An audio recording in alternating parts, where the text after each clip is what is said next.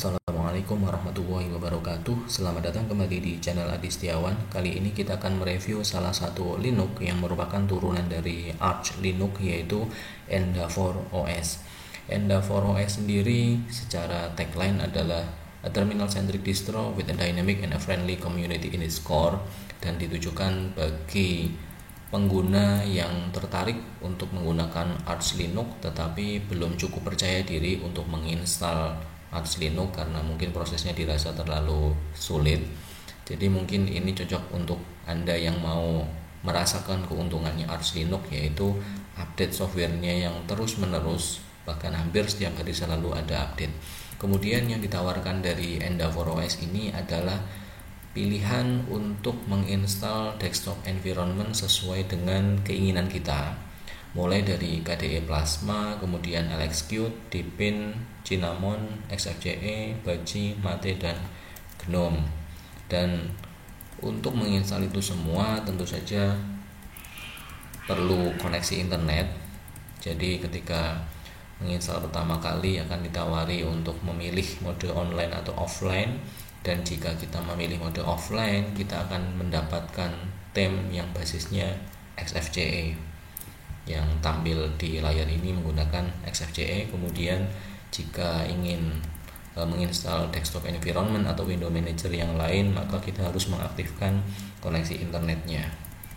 Nah, seperti itu. Kemudian dari sisi popularitas kita mengacu pada website distrowatch.com. Di sini secara peringkat Endeavour OS ada di peringkat 14, ada di atasnya Arch. Dan perlu saya tekankan di sini bahwa peringkat yang ada di distrowatch.com bukan peringkat terbaik atau tidak, mana yang paling terbaik, tapi menurut Distrowatch ini adalah mana yang paling populer pengunjungnya di situs mereka. Jadi misalnya MX Linux di sini paling populer, itu berarti karena banyak yang mengunjungi halaman MX Linux dari website Distrowatch itu saja. Dan di sini Endeavour ada di atasnya Arch, bukan berarti Endeavour lebih baik daripada Arch. Termasuk juga di sini ada Manjaro yang sesama berbasis Arch ada di peringkat 2, bukan berarti Manjaro itu juga jauh lebih bagus daripada Arch. Oke, seperti itu yang perlu saya tekankan. Jadi ini hanya masalah popularitas di website distrowatch.com saja.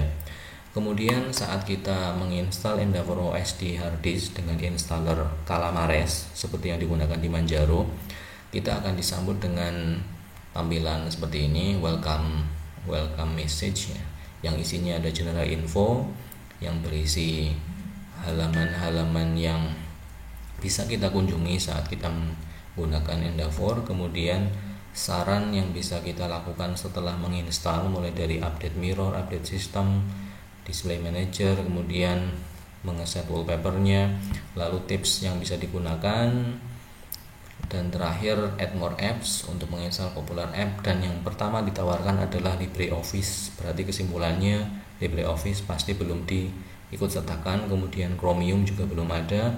Firewall, kernel manager jika kita ingin melakukan modifikasi. Lalu browse all art dan our package. Karena Endeavour ini basisnya Arch, tentu saja package-nya adalah package our Arch user repository, bukan deb seperti punya Debian atau RPM seperti keluarganya Red Hat. Kemudian dari sisi penggunaan resource di sini, karena secara instalasi offline kita mendapatkan XFCE sebagai desktop environment standar. Saat tidak menjalankan apapun, memori yang digunakan hanya sekitar 400-an mega. Di sini bisa mencapai 900 karena saya membuka 2 tab Firefox dan 2 terminal.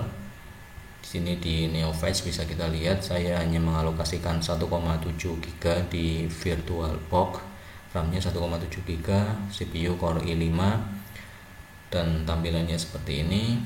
Kemudian karena Endeavour ini menggunakan basisnya Arch, kita akan mendapatkan Pacman, Mac PKG, dan Yay untuk menginstal aplikasi.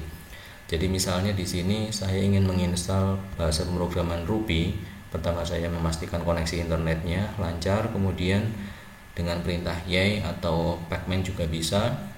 Saya menginstal Ruby, kemudian ada sinkronisasi package database, kemudian di sini proses instalasinya selesai dan terakhir Ruby bisa digunakan.